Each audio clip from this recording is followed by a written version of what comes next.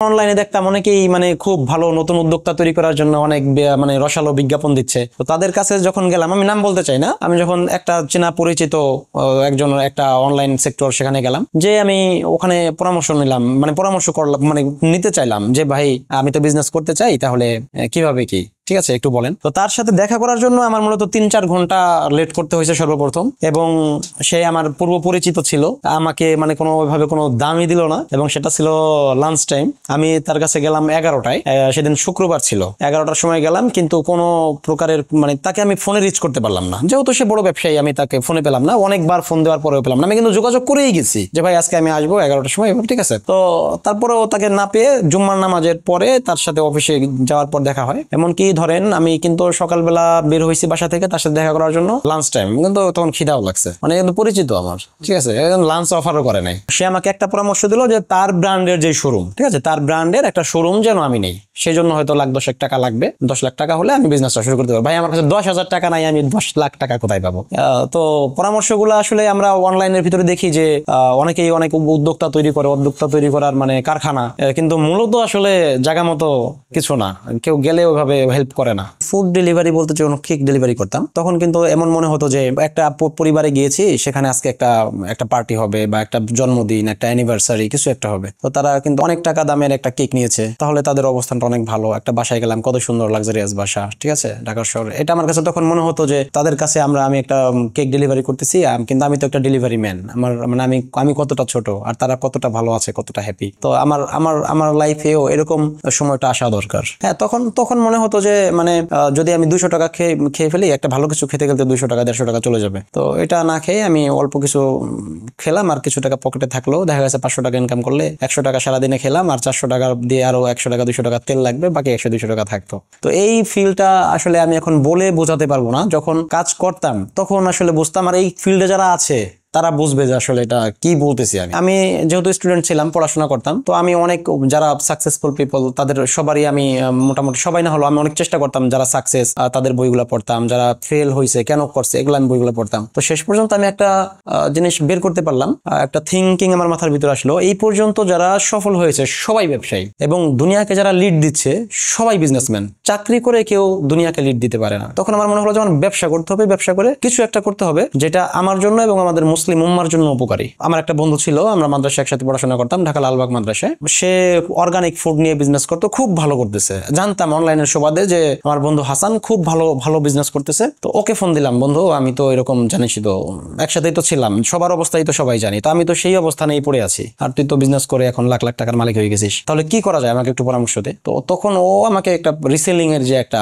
পরামর্শ সেটা আমাকে দিল। তো তখন রিসেলিং আমি বুঝতাম না, শব্দও জানতাম না, আমাকে জাস্ট বললো আমি ছবি দিচ্ছি, পোস্ট দিচ্ছি, এটা পোস্ট করে তুই হচ্ছে যেটা হয় হয়তো 200 টাকা বা 100 টাকা কেজিতে আমাকে লাভ দিবে। তো আমার বন্ধু আমাকে বললো যে তাহলে তুই ফেসবুকে এই কাজটা কর। তখন হচ্ছে আমার বন্ধুর যে ওই যে খাবারগুলো, প্রোডাক্টগুলো, যেমন ধরেন মধু, তারপরে গুড়, তারপরে ঘি, এগুলা নিয়ে যখন ফার্স্ট পোস্ট করি, মানে পোস্ট যখন ক্রিয়েট করতেছি, তখন কিন্তু আমার অলরেডি মানে কপাল ঘামাচ্ছে, হাতগুলো মানে বৃদ্ধাঙ্গুলির মানে কাঁপা, মানে নার্ভাস, মানে এতদিন পড়াশোনা করতেছি, এত বন্ধু বান্ধবীরা আছে, এরা কি মনে করবে আসলে, মানে এত পড়াশোনা করে ইংলিশে অনার্স করে এখন হচ্ছে মধু বিক্রি করতেছি, ঘি বিক্রি করতেছি, এটা একটা আমাদের সমাজ ভালো চোখে দেখে না আসলে মূলত এটা। তো তখন হচ্ছে আমার অনেকে যারা মানে অনেক স্পিকার আছে যারা মোটিভেশনাল স্পিকার মানে স্পিক দিত, তাদেরকে ফলো করতাম। তো ওই কিছু কথা মনে পড়তো যে দিন শেষে তো আসলে টাকাটা আমার দরকার, আমি এক প্যাকেট বিরিয়ানি খেতে গেলে টাকাটা আমার পকেট থেকে দিতে হবে। তো এত কিছু লজ্জা ভয় এগুলাকে সাইডে রেখে আমি জাস্ট জার্নিটা শুরু করলাম। মানে প্রথম ফেসবুক পোস্ট করে আমি আমার যে বিজনেসে আসা, এটা বিজনেসের যেই জার্নি এটা শুরু হয়।